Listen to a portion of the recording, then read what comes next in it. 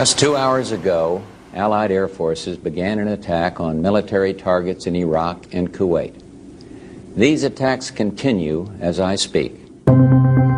Captain Sanborn, a Harrier assault pilot, was flying bombing missions for Allied forces during the Persian Gulf War. I remember on January 17, 1991, we had been prosecuting the air war. I got shot down on February 9th, so we'd been bombing, attacking the Iraqi forces that were in Kuwait. On that particular mission, it was my 17th combat mission, and I just unfortunately got hit by a surface-to-air missile, took off a wing, and I had to eject out of that aircraft. All that fire and smoke, the airplane talking to you, all the noise and confusion goes completely away, and it's as quiet as it is right now.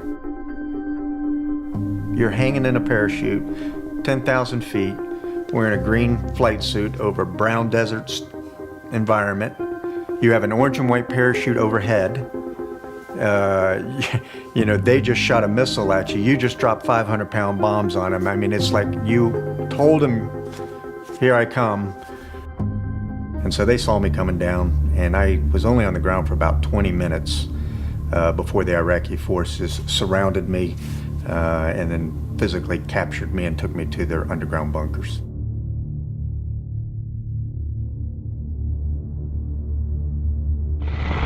During times of peace and war, members can be removed from their operational team or unit. If this puts them in an area of high risk, it most likely becomes a personnel recovery mission.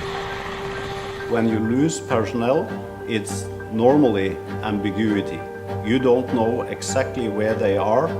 They might be lost, and they might be operating in a hostile environment.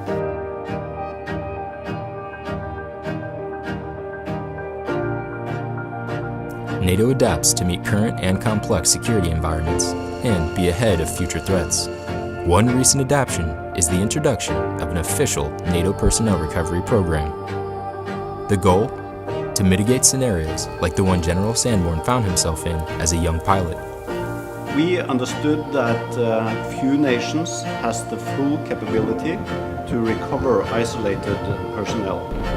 Therefore, we believe allies and partners can work together to share the burden of establishing a personnel recovery capability.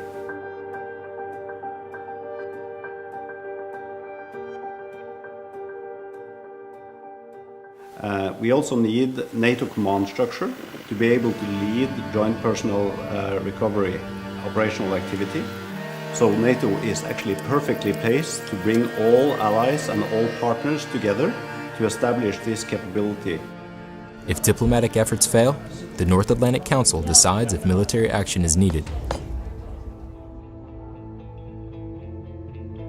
Intelligence, surveillance, and reconnaissance assets create accurate information both before and during extraction. Supporting units coordinate the geolocalization of isolated personnel, creating an opportunity for the JPR team.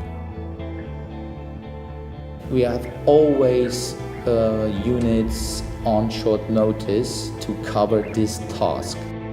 Personnel recovery is pre-planned and integrated into joint staffs within Allied command operations. A tactical mission commander leads a ready personnel recovery force. We have to build from 8 individuals with different tasks, one functional element. They are going to a location where something happened prior. The only reason to be there is to solve a problem, not maybe a problem. The reason is there was a problem, want to do it fast, but no second longer on the ground than really necessary to authenticate, validate, and then definitely return in a secure way and with honor to the base. And that's the reason why we have to train in advance. We have to create such a strong small units team, and that is definitely necessary prior to deployment.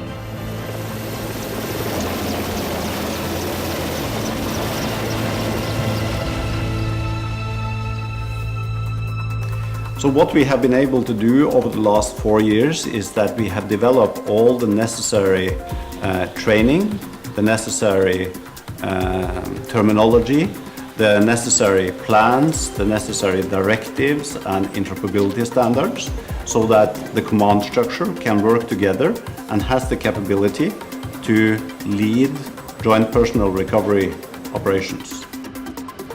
Now, nations are starting to work together to make sure that the forces can work together at the tactical level.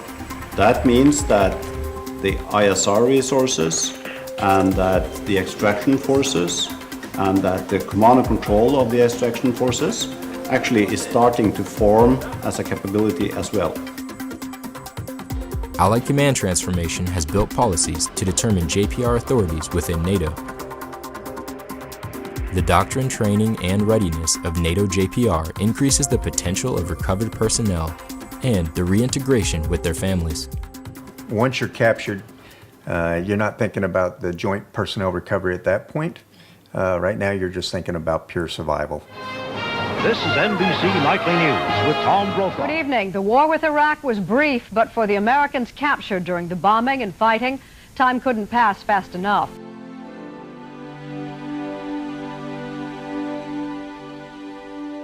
There's the physical aspect of being a prisoner of war, surviving in that kind of environment, but there's also a psychological part, there's a mental part, which is just as difficult, if not more so.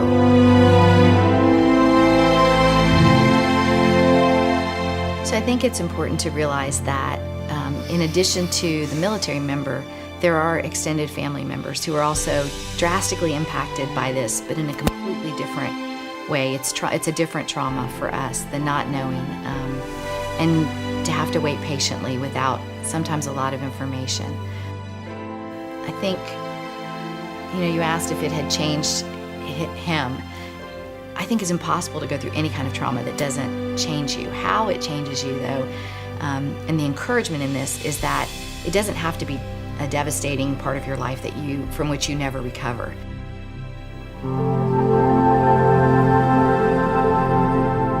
And he called and he said, what are you doing at work? Because he was missing. I don't know what he thought I would be doing.